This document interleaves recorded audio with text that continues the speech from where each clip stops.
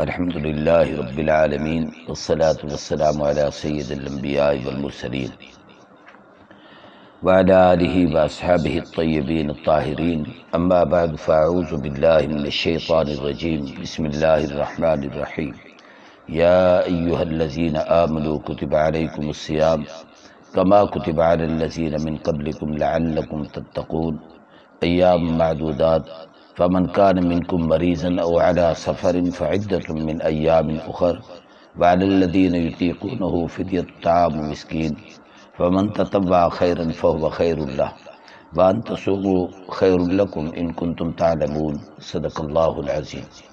اللهم صل على سيدنا ومولانا محمد وعلى آل سيدنا ومولانا محمد وبارك وسلم وصل عليه.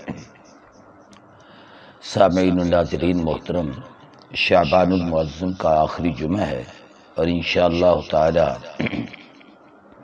کل شام سے رمضان المبارک شروع ہو رہا ہے.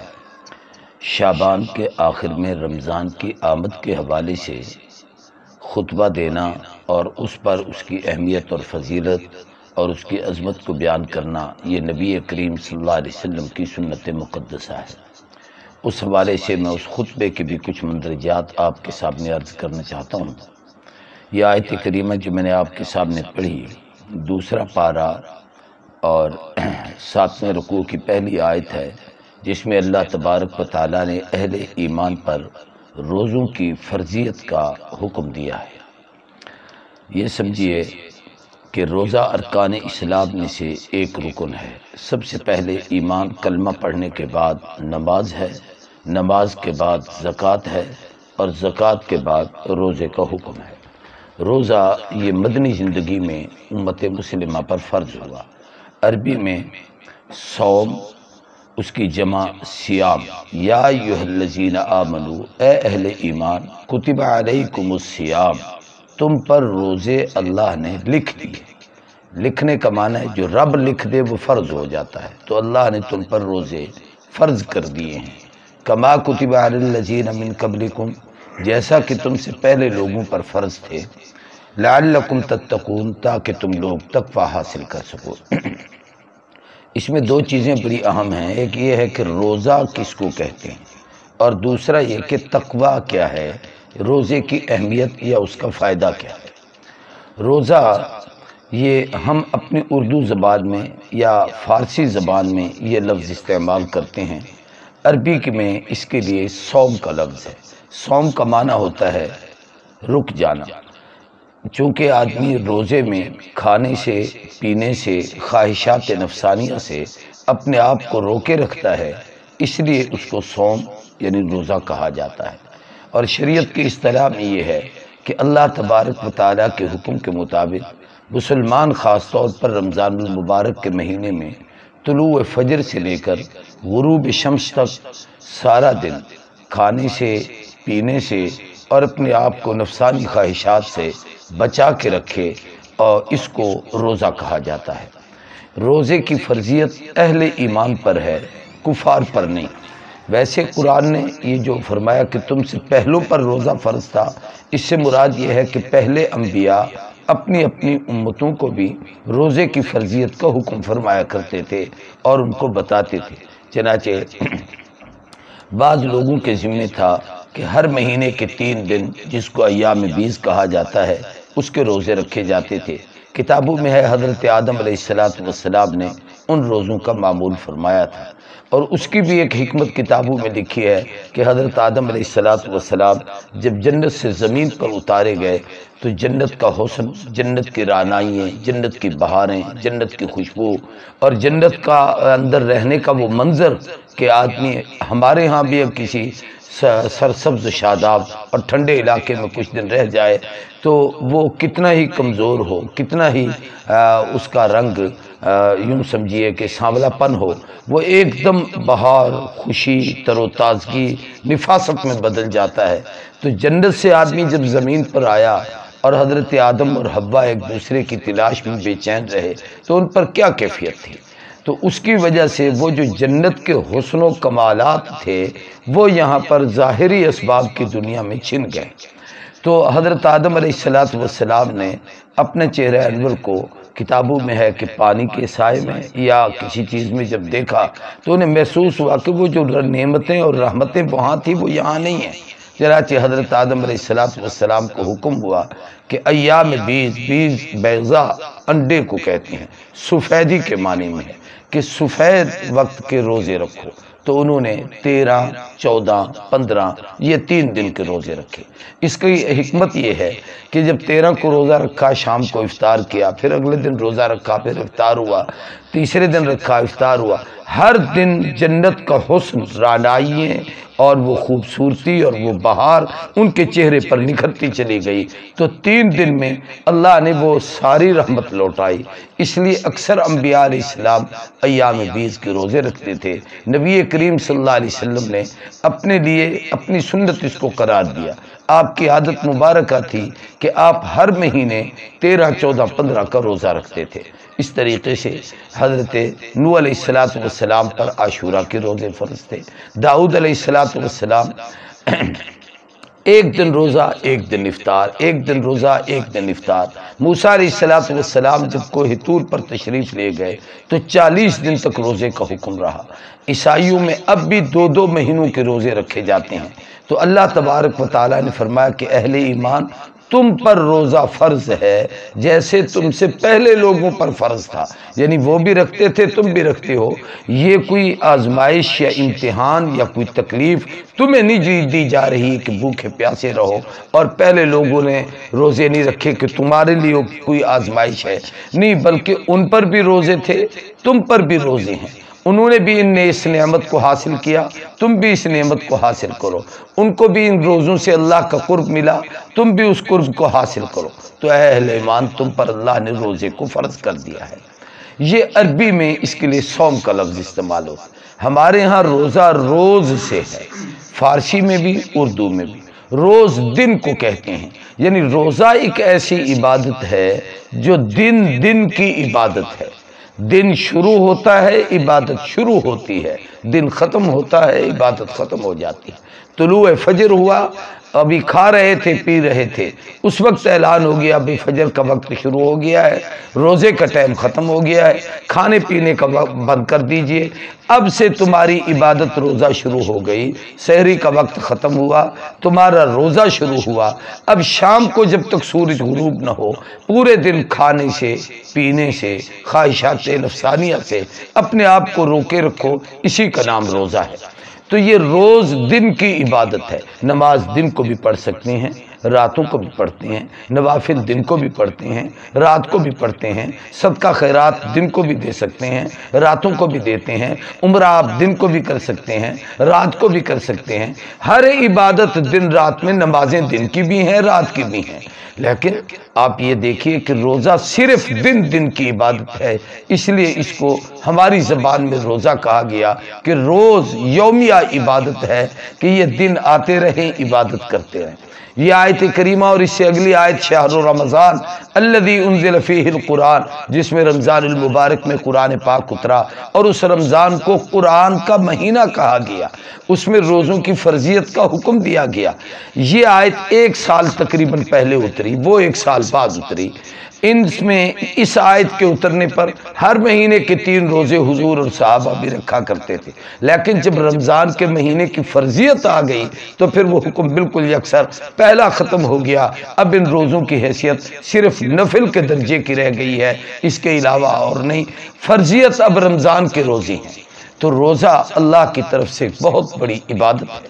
روزے کے بڑے برکات ہیں، بہت سارے ثمرات ہیں، دینی اور دنیاوی اور اخروی اس کے منافع اور فوائد ہیں۔ روزانہ کی بنیاد پر انشاءاللہ اس موضوع پر میں کچھ نہ کچھ باتیں کہوں گا۔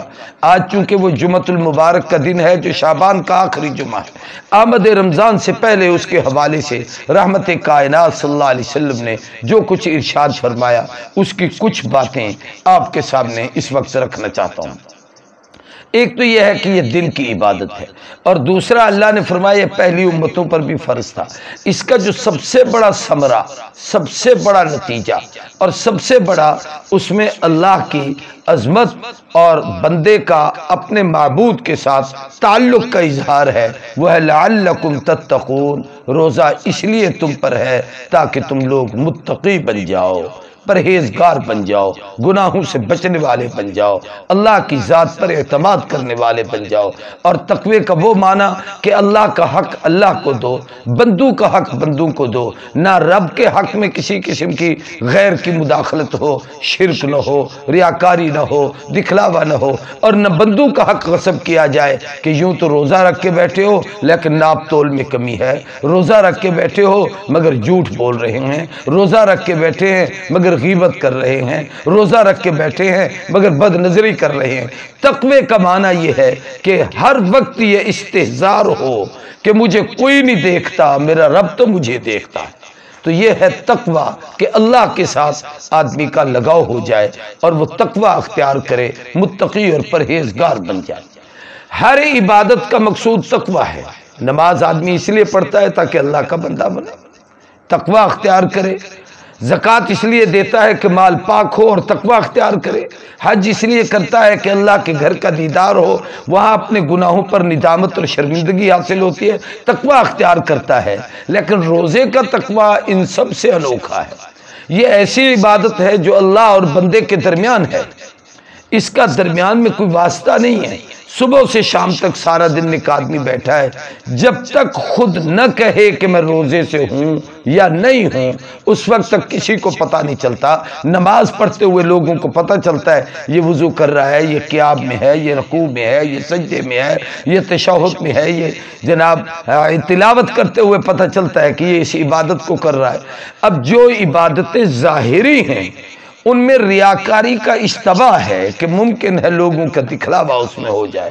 نماز پڑھتے ہوئے بھی اتنا خیال آ گیا کہ کوئی آیا ہے تو میں ذرا ٹھہر کے سنبھل کے نماز پڑھوں تاکہ دیکھنے والا یہ کہے کہ یہ اللہ کی عبادت میں مصروف ہے، تو آپ سمجھ لیجئے کہ یہ ریاکاری ہو گئی۔ اور فرمایا جس نے ریاکاری کی ہے اور دکھلاوے کا عمل کیا ہے، قیامت کے دن اللہ کہیں گے میرے پاس تیرا کوئی اجر نہیں، جس کے لیے کیا تھا اسی سے جا کے مانگ۔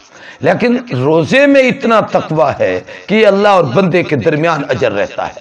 ایک عجیب بات ہے، ہم آپ اس کا مشاہدہ روزانہ کرتے ہیں۔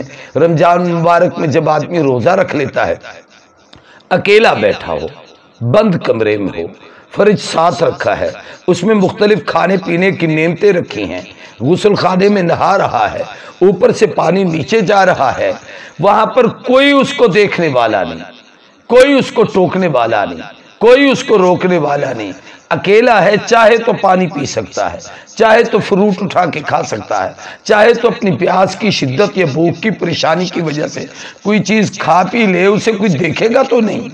لیکن ایسا کرتا کیوں نہیں ہے کہ پانی اوپر سے نیچے جا رہا ہے، ہونٹوں سے گزرتا ہے، منہ میں لیتا بھی ہے، کلی بھی کرتا ہے، اس کی تسکین اور ٹھنڈک بھی اپنے منہ کو دیتا ہے، لیکن پھر اگل دیتا ہے، نگلتا نہیں ہے، اس لیے کہ اسے یقین ہے کہ کوئی نہیں دیکھتا، میرا اللہ تو دیکھ رہا۔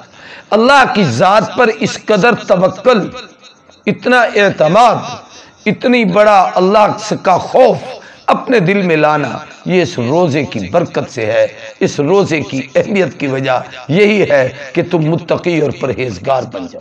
کچھ نہیں کھاتے پیتے، دسترخوان پہ نعمتوں کا ڈھیر لگا ہوا ہے، انتظار ہے، ہاتھ رو کے بیٹھے ہیں، جی چاہتا ہے میں پانی پی لوں، جی چاہتا ہے میں یہ کھانا کھا لوں، جی چاہتا ہے اس پھل کو میں اٹھا لوں، لیکن بیٹھے اس لیے ہیں کہ ابھی وقت نہیں آیا، 2 منٹ رہتے ہیں، پہلے نہ کھاؤ کہیں رب دیکھ رہا ہے، ایسا نہ ہو کہ عبادت ضائع ہو جائے۔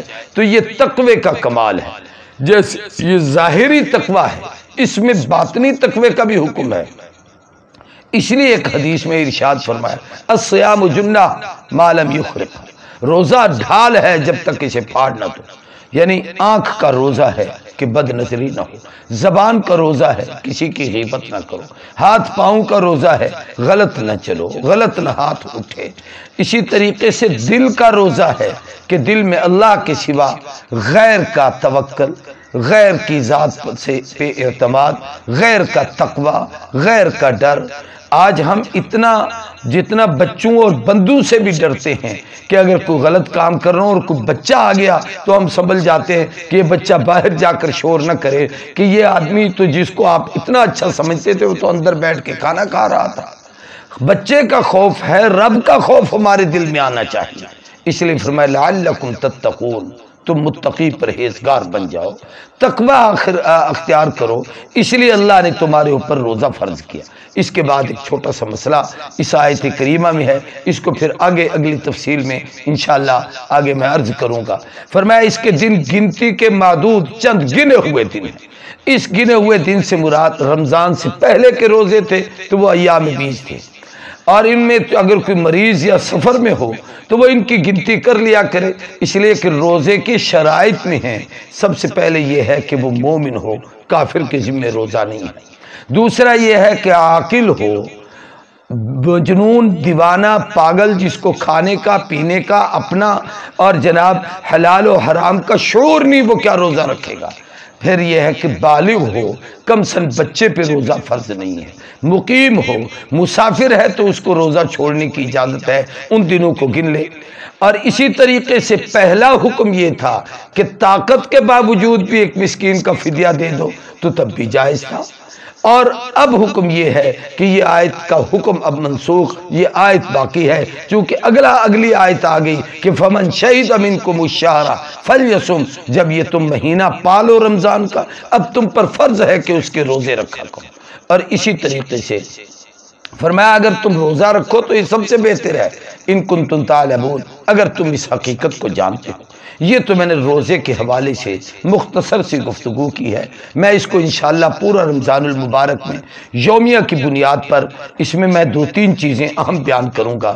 ایک تو یہ ہے کہ یومیہ سے انشاءاللہ خلاصہ تراویح کہ روزانہ 20 رکوع کا لگ بھگ خلاصہ بیان ہوتا رہے گا، تاکہ پورے رمضان المبارک میں قرآن مجید کا خلاصہ اور نچوڑ آپ حضرات کے سامنے آئے کہ اللہ اپنے بندوں سے کیا باتیں کر رہے ہیں۔ دوسرا یہ ہے کہ روزانہ کی بنیاد پر رمضان المبارک کے برکات، رمضان المبارک کے مسائل، رمضان المبارک کے فضائل، رمضان المبارک کی خصوصیات، یہ چیزیں ہوں گی۔ اور تیسری اہم چیز یہ ہے کہ رمضان المبارک اس حوالے سے بھی بہت اہم ہے کہ اس کے اندر بڑے تاریخی واقعات ہیں جو اسلام کی تاریخ میں انمٹ نقوش ہیں، ان کا تذکرہ بھی ہوگا۔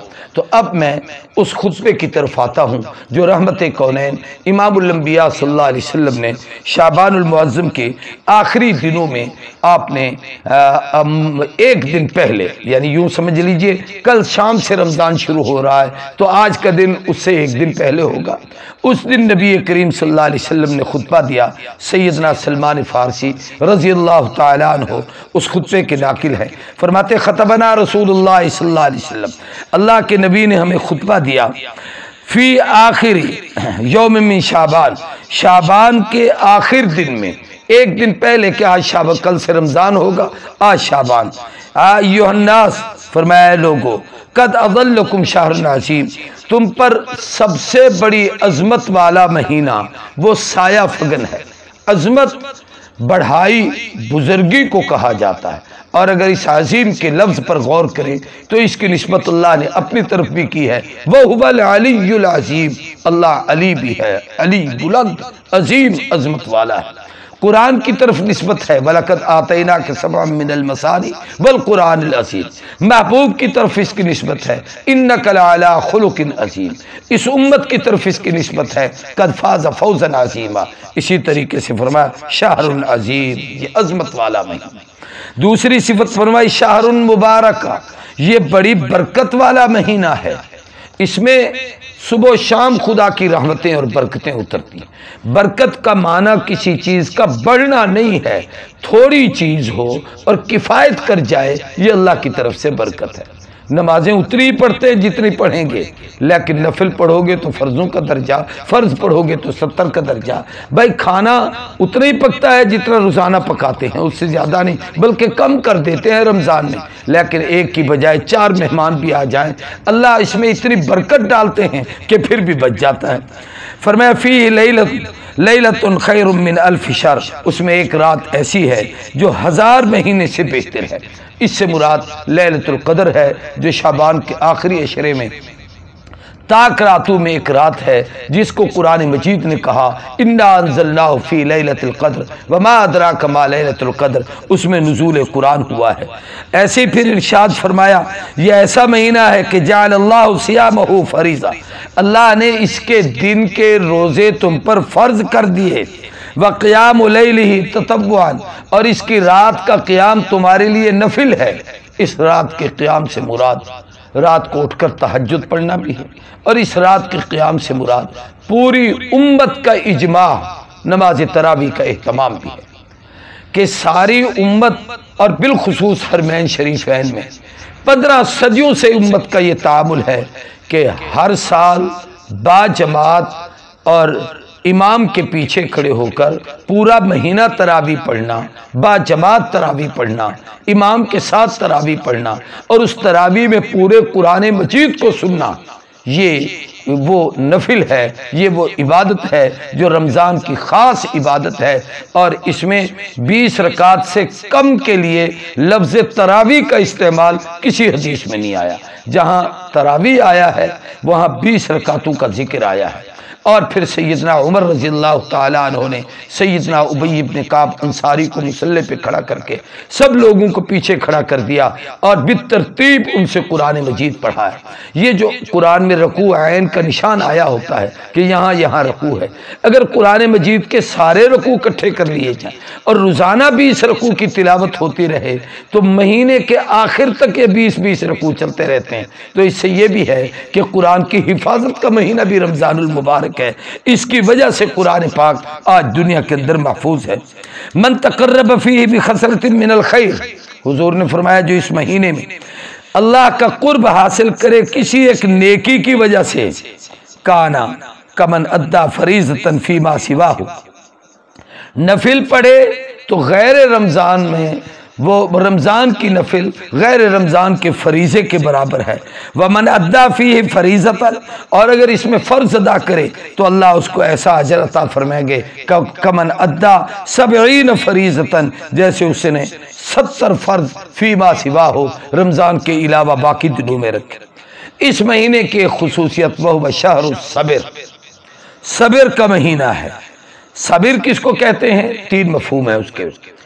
گناہ سے بچنا بھی صبر ہے، نیکی کرنے کو دل آمادہ نہیں اس کو کرنا بھی صبر ہے، اور اللہ کے حکم پر راضی رہ کر اپنے آپ کو آزمائش اور تکلیف میں ڈال کر اس پہ جم جانا، یہ بھی صبر ہے۔ فرمایا وَالصَّبْرُ ثَوَابُهُ الْجَنَّةُ، صبر کا بدلہ سوائے جنت کے اور کوئی نہیں۔ اس لیے قرآن میں آمنوا اصبروا وصابروا ورابطوا وتواصوا بالحق وتواصوا بالصبر یا ایھا الذین آمنوا استعینوا بالصبر والصلاۃ ان اللہ مع الصابرین۔ فرمایا بشار المواساۃ، یہ بھائی چارے اور ہمدردی کا مہینہ ہے، ایک دوسرے سے اخلاص اور اخلاق اور پیار کا مہینہ ہے۔ جہاں اپنی بھوک کا احساس ہے ہمسائے کی بھوک کا احساس ہو، جہاں اپنی پیاس کا خیال ہے دوسرے کا بھی خیال ہو، جہاں اپنے دسترخوان پہ بیشیوں نعمتیں رکھتے ہیں وہاں دوسروں کے لیے بھی اس کا خیال کریں۔ اور یہ ایسا مہینہ ہے کہ یزداد فیہ رزق المؤمن، اللہ اس میں مومن کا رزق بڑھا دیتا ہے۔ اب اس رزق بڑھنے کے منظر ہم رمضان میں خود دیکھیں گے۔ جو پورا سال کبھی نہیں کھاتے وہ رمضان میں کھاتے ہیں، پورا سال نصیب نہیں ہوتے وہ رمضان میں چیزیں ملتی ہیں، اور اس کے برکات کو ہم حاصل کر رہے ہوتے ہیں، اور قسم و قسم کی نعمتیں۔ اور پھر ایک عجیب چیز ہے، حکیم ڈاکٹر بعض دفعہ روکتے ہیں اور بالکل اپنی جگہ بجا ہوتا ہے، اس کے ساتھ یہ نہ کھاؤ، اس پہ پابندی ہے، اس پہ پابندی۔ رمضان المبارک میں سب چیزیں ملا جلا کے کھا رہے ہیں، اللہ رزق میں برکتیں عطا کر رہے ہیں۔ اور پھر فرمایا کہ جو شخص رمضان المبارک میں کسی آدمی کو ایک روزہ افطار کرا دے، اللہ فرماتے ہیں اللہ تبارک و تعالیٰ اس کے گناہوں کو بھی معاف فرماتے ہیں، اور اللہ تبارک و تعالیٰ اسے جہنم سے آزاد بھی فرماتے ہیں کہ جس آدمی نے بھی رمضان المبارک کے روزوں کا یہ اجر حاصل کیا اور ان خوبیوں کو حاصل کیا۔ اور پھر فرمایا کہ صحابہ اکرام نے کہا اللہ کے نبی، ہم میں سے ہر آدمی کو طاقت کہاں کہ کوئی کسی کو افطار کرائے کہ روزہ رکھنے والے کے برابر اس کو اجر ملے۔ آپ نے فرمایا افطار کرانے سے مراد پیٹ بھر کر کھلانا نہیں، پانی کا گھونٹ دے دیا، نمک چکھوا دیا، ایک لسی کا گھونٹ دے دیا ہے، اس سے افطاری ہو گئی ہے، تو گویا آپ نے اس کو افطار کروا دیا، اور جتنا روزہ رکھنے والے کو اجر اتنا افطار کرنے والے کے حصے میں بھی اس کا اجر آئے گا۔ میں اس حدیث کو بالکل مختصراً آپ کے سامنے عرض کرتا ہوں، باقی تفصیل انشاءاللہ پھر۔ اسی طریقے سے حضور فرمایا کہ یہ ایک ایسا مہینہ ہے کہ اللہ نے اس کو 3 حصوں میں تقسیم کیا ہے. اولہ رحمت، اوسطہ مغفرت، آخرہ عتق من النار. پہلے حصے میں رحمت برستی ہے، دوسرے میں مغفرت آتی ہے، آخری حصے میں اللہ جہنم سے آزاد کر کے جنت کا ٹکٹ عطا فرما دیتے ہیں. اللہ کے محبوب نے ارشاد فرمایا یہ وہ مہینہ ہے کہ جس کے اندر اللہ تبارک و تعالی اپنے بندوں کی طرف متوجہ ہوتے ہیں. اس میں گناہوں سے معافی مانگنی چاہیے، اللہ کے حضور جھکنا چاہیے، اور آپ کے جو مملوک اور نوکر اور غلام ہیں ان کے ساتھ مروت اور رواداری برتو. خود تو ایئر کنڈیشن کمروں میں بیٹھتے ہو، وہ باہر پلے داری اور دھوپ میں سے جل رہا ہے، اس کا بھی احساس کرو. آپ کے گھر میں تو بیشو کھانے ہیں شام کو افطاری اور سحری میں دسترخوان پر، لیکن غریب کے گھر میں سادہ سا پانی رکھا ہے، اس کے گھر میں کھانے کے لیے روٹی پوری نہیں ہے، تو اس کا احتیاط اور اس کا خیال کرو. اور فرمایا اس مہینے میں 4 کام کثرت سے کرو. وہ 4 خصلتیں کیا ہیں جو اللہ کو 2 پیاری ہیں؟ 2 چیزیں ایسی ہیں جو کرنے کی ہیں، 2 ایسی ہیں جو تمہارے نفع کی ہیں. ان میں ایک تو یہ ہے کہ اس میں کلمہ شہادت اشہد ان لا الہ الا اللہ، اس کو کثرت سے پڑھو. تو یعنی توحید، اللہ کی وحدانیت کا اقرار کرو. لا الہ الا اللہ، لا الہ الا اللہ، کلمہ طیب پڑھو. اشہد ان لا الہ الا اللہ، کلمہ شہادت پڑھو. استغفر اللہ، دوسرا فرمایا تستغفرونہ، اس میں استغفار کرو یعنی توبہ کرو. استغفر اللہ الذی لا الہ الا هو الحی القیوم، استغفر اللہ ربی من کل ذنب واتوب الیہ. اور کچھ نہیں آتا، استغفر اللہ استغفر اللہ استغفر اللہ. اتنے ہی نہیں آتا تو اپنی زبان میں تو آتا ہے اے اللہ معاف کر دے، اے اللہ میری گناہوں سے توبہ، اے اللہ میری شرک سے توبہ، اے اللہ میری کفر سے توبہ، اے اللہ میری نفاق سے توبہ، اے اللہ میری بدعات اور رسومات اور جہالت کی باتوں سے توبہ. یہ توبہ کرتے رہو، استغفار کرو، شہادت پڑھو. اور 2 چیزیں ایسی ہیں جن کی طلب کرو. اسالک اللہ سے جنت کو طلب کرو، اس لیے کہ جنت کے بغیر ہمارا گزارا نہیں. فرمایا فتسالون اللہ الجنہ، اللہ سے جنت کو طلب کرو. اور وتعوذون به النار به من النار، اور جہنم سے بچنے کی اللہ سے پناہ مانگو، تعوذ. اس کے لیے ایک روایت میں یہ الفاظ ہیں کہ یہ کلمے پڑھا کرو. اشہد ان لا الہ الا اللہ، استغفر اللہ، اسألک الجنت الفردوس واعوذ بک من النار. یہ الفاظ کہا کرو. اس کا معنی ہے اشہد ان لا الہ الا اللہ، اے اللہ میں گواہی دیتا ہوں تیرے سوا کوئی معبود نہیں، تو تنہا ہے، یکتا ہے، ہمارا خالق اور مالک ہے، تو معبود ہے، ہم عبد ہیں، تو خالق ہے، ہم مخلوق ہیں، تو مالک ہے، ہم مملوک ہیں، تو رازق ہے، ہم مرزوق ہیں. استغفر اللہ، ہم اپنے گناہوں سے توبہ کرتے ہیں، معافی مانگتے ہیں. اسألک الجنت الفردوس، اور اس مہینے میں جنت الفردوس کی طلب کرتے ہیں کہ اللہ جنت کا اعلیٰ درجہ جو جنت الفردوس ہے جس کی چھت خدا کا عرش ہے وہ نصیب کر. واعوذ بک من النار، اے اللہ ہم تجھ سے پناہ مانگتے ہیں جہنم کی آگ سے ہمیں بچا دے. حضور اکرم صلی اللہ علیہ وسلم نے فرمایا جو شخص اس مہینے میں اپنے غلام اور خادم کے کام میں تخفیف کرے اللہ اس کی مغفرت کے فیصلے فرماتے ہیں، اور پھر اللہ تبارک و تعالی اس کو جہنم کی آگ سے آزادی اور رہائی عطا فرماتے ہیں. اور فرمایا اللہ اس حوض سے اس کو پانی پلائیں گے کہ جس کا ایک گھونٹ پینے کے بعد پھر جنت کے داخلے تک اس کو دوبارہ پیاس نہیں لگے گی. اور ایک روایت اور عجیب ہے کہ قیامت کے دن جب ساری انسانیت حساب و کتاب میں ہوگی تو کہتے ہیں کہ اللہ کہ اس وقت اللہ کے عرش کے نیچے دسترخوان بچھے ہوں گے اور کہا جائے گا کہ این الصائمون، کہاں ہیں وہ لوگ جو روزہ رکھا کرتے تھے؟ وہ سارے کے سارے آئیں اور یہاں اللہ کی مہمانی کھائیں، یہاں پر بیٹھیں، وہ کھانا کھا رہے ہوں گے، دنیا حساب کتاب دے رہی ہوگی. تو وہ برکتوں اور رحمتوں کا مہینہ ہم پر سایہ فگن ہے، ہمیں ابھی سے اس کا استقبال کرنا ہے. یاد رکھیے جب کوئی مہمان آتا ہے تو اس کا استقبال کیا جاتا ہے. استقبال کیا ہے؟ ایک تو اس کے آنے سے پہلے اس کی شایان شان کچھ کام کرنے چاہیے. مثلا میرے پاس کوئی مہمان آتا ہے، ہم اپنے گھر کو صاف کرتے ہیں، برتنوں کو درست کرتے ہیں، اس کے شایع نشان چیزیں منگواتے ہیں، اپنی صفائی کر کے اس کے اندر سے آلودگی گندگی کو خراب چیز پڑی ہے جناب والا اسے اٹھا کے باہر پھینکتے ہیں کہ مہمان آ کر یہ نہ کہے کہ یہ کیسے بےہودہ لوگ ہیں، کس قسم کے ہیں۔ تو اللہ کا مہمان آ رہا ہے، اس کا استقبال کیا ہے؟ ایک تو اس کا استقبال یہ ہے کہ اس میں قرآن اترا ہے، ہم نے اس میں قرآن پڑھنا ہے، قرآن سمجھنا ہے، قرآن سمجھانا ہے، اور پھر قرآن والے لوگ جو ہمیں قرآن پڑھاتے ہیں، جو سارا دن بیٹھ کر ایک قرآن کا حافظ کم از کم 10 پھیرے دے گا ایک پارے کو، جو رات کو آپ کو کھڑے ہو کر سنائے گا۔ میں یہاں آخر میں ایک بات اس حوالے سے کہنا ضروری اور فرض سمجھتا ہوں، ہمارے دینی مدارس کے طلباء، غرباء، فقراء، مساکین اور آپ کی مسجدوں کے امام جو ظاہراً اچھا لباس پہن کر آتے ہیں تاکہ آپ کی نمازیں اچھی ہوں، کہ پاک صاف ہو کر آئیں، خُذُوا زِینَتَکُمْ عِنْدَ کُلِّ مسجد، اللہ کے گھر کے قریب آؤ تو بڑی زینت کے ساتھ اور صاف ستھرے ہو کے آیا کرو۔ لوگوں کی شادیوں کی تقریبات میں جاتے ہیں، کتنے بل سنور کے جاتے ہیں، خدا کے گھر میں آتے ہیں میلے اور پرانے سے کپڑے پہن کے آ جاتے ہیں۔ تو اچھا لباس پہنو، اپنے امام کے لیے ابھی سے اچھا انتظام کرو، اور اس کے سارے اس نظم کو ہمارے مقتدیوں کی ذمہ داری ہوتی ہے کہ وہ اس کا خیال کریں کہ اس کا پورا مہینہ ہمارے ساتھ گزرنا ہے، ہم اس کو اچھا لباس ابھی سے دیں شعبان میں، تاکہ رمضان میں پہن کر یہ مصلی پر کھڑے ہو کر سنائیں۔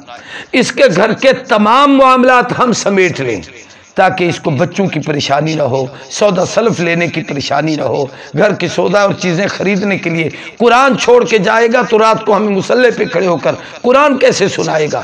اس لیے اس کا اہتمام یہ ہم سب کی ذمہ داری اور فرائض ہے۔ معذرت سے کہتا ہوں کہ ہم رمضان المبارک میں مسجدوں میں قالین بچھا لیتے ہیں، ہم رمضان المبارک میں جناب اپنی سہولت کے لیے ایئر کنڈیشنوں کا انتظام کر لیتے ہیں، رمضان المبارک میں اور بہت کچھ اپنے لیے کرتے ہیں، کبھی رب کے لیے بھی کچھ کر لیں تاکہ اللہ ہم سے راضی ہو جائے۔ اس لیے کہ جو ہماری نمازوں کا ضامن امام بنا ہوا ہے، جو ہمیں نمازیں پڑھا رہا ہے، جو ہمیں تراویح پڑھا رہا ہے، جو ہمیں قرآن پڑھا رہا ہے، جو 24 گھنٹے ہماری مسجد کو آباد کر رہا ہے، اس کا بھی تو کچھ حق بنتا ہے کہ ہم اس کے ساتھ کیا کر رہے ہیں اور کس ساتھ برتاؤ کرنا ہے۔ رمضان گزرنے کے آخر میں اگر آپ کسی کو 28، 27 اور 29 کے ختم پر کپڑوں کا جوڑا بھی لا کے دیتے ہیں اور 500 روپے بھی دے کے احسان چڑھاتے ہیں کہ جی یہ لیجئے، یہ آپ عید کے لیے سلوا دیجئے، 29 کو آپ کسی کو کپڑے دیں، آپ کو بھی کوئی سی کے دے گا کہ اسے بھی سی کے دے گا؟ ابھی سے اس کا اہتمام کریں، ابھی اس کے بچوں کا انتظام کریں، اس کے گھر کا انتظام کریں تاکہ یہ بالکل مطمئن ہو کر اللہ کے دین کی خدمت کریں۔ یاد رکھیے شعبان میں دیں گے یہ ہدیہ ہوگا، یہ معاوضہ نہیں ہوگا، یہ عطیہ ہوگا، اور رمضان کے آخر میں دینے والے کی سوچ ہوتی ہے اس نے قرآن سنایا ہے میں معاوضہ دے رہا ہوں، پڑھنے والے کی بھی سوچ ہوتی ہے کہ میں نے پڑھا ہے شاید مجھے اس کا معاوضہ مل رہا ہے۔ قرآن اور نماز اور عبادت کا معاوضہ نہیں ہوتا، معاوضہ لینا دینا حرام ہے، ہدیہ لینا بھی سنت ہے، دینا بھی سنت ہے۔ اس لیے آج سے جہاں مسکین غریب طلباء ہوں، مساکین ہوں، ان لوگوں کو کپڑے سلوا کے دو، ان کے لیے اپنی زکاتیں نکالیں، عشر نکالیں، اور تو اب تو الحمدللہ اس سال رمضان المبارک میں گندم کا سیزن آ گیا ہے، سارے عشر کو نکالیے، صدقات نکالیے، مسجدوں میں دسترخوان افطاری اور سحری کے لگائیے اور اس پہ بٹھا کر لوگوں کو افطاری سحری کرائیے۔ انشاءاللہ باقی باتیں دوسری گفتگو میں کروں گا۔ اللہ ہم سب کو عمل کی توفیق عطا کرے اور رمضان المبارک کا کما حق ہو احترام کی توفیق عطا کرے، اس کی فضیلتوں کو پانے کی۔ 2 عمل اور ہیں جن کا اظہار کر دیتا ہوں۔ ایک تو یہ کہ رمضان میں قرآن اترا، ہمیں قرآن پاک کی تلاوت کثرت سے کرنی چاہیے، اور دوسرا یہ کہ جس محبوب نبی کے صدقے سے اللہ نے ہمیں یہ ساری عزتیں دی ہیں، عظمتیں دی ہیں، قرآن دیا ہے، رمضان دیا ہے، ایمان دیا ہے، عزت دی ہے، اس امت کو فضیلت دی ہے، گناہوں سے محفوظ رکھا ہے۔ پہلی امتیں گناہ کرتی تھی، ان کی پیشانیوں پہ لکھا ہوتا تھا، اللہ نے ہمارے گناہوں پر پردے ڈالے ہوئے ہیں، ہماری نقائص ان امتوں کو نہیں بتائے، ان کے عیب ہمارے قرآن میں ان کے نقائص ہیں، دکھائیں کہ وہ قومیں کیا کیا گناہ کرتی تھی۔ رب نے ہمارے عیبوں پہ حضور کے صدقے سے پردہ ڈالا ہے، محبوب کی امت ہونے کی وجہ سے، اور یہ اعزاز اس امت کو ہے کہ حضور ہمارے حصے میں اور یہ امت محبوب کے حصے میں، تو اس کی ایک ذمہ داری ہے کہ اس مہینے میں کثرت سے درود شریف پڑھیں، زیادہ سے زیادہ درود پاک کو پڑھا کریں، تاکہ نبی کریم صلی اللہ علیہ وسلم کی خدمت اطہر کے اندر امت کی طرف سے یہ وہ عطیہ اور ہدیہ ہے جس میں صرف امت نہیں پڑھتی، ان اللہ و ملائکتہ یصلون علی النبی، اللہ بھی رحمت بھیج رہے ہیں، جو رب کے شایان نشان ہے، فرشتے بھیجتے ہیں جو ان کے ذمہ ہے کہ حضور کے لیے بلندی درجات اور عظمت کی دعائیں کرتے ہیں، اور ہم آقا پہ درود پڑھیں، سلام پڑھیں، السلام علیکہ ایھا النبی ورحمۃ اللہ وبرکاتہ، اللہم صلی علی محمد وعلی آل محمد کما صلیت علی ابراہیم صلی اللہ علی النبی الامی جزا اللہ عنا محمدا ما هو اہلہ صلی اللہ علی حبیبہ محمد وآلہ وبارک وسلم، اللہم صلی علی سیدنا محمد النبی الامی وعلی آلہ وصحبہ وبارک وسلم۔ جس کو جو درود یاد ہے، اٹھتے بیٹھتے چلتے پھرتے اپنی اس زندگی میں رمضان میں کثرت سے درود پڑھیں گے، حضور کی شفاعت نصیب ہوگی، آقا کا قرب نصیب ہوگا۔ اللہ ہمیں رمضان، قرآن، نبی آخر الزمان کی قدردانی کی بھی توفیق عطا فرمائے اور ان نعمتوں سے بھی مالا مال کرے۔ وآخر دعوانا الحمدللہ رب العالمین۔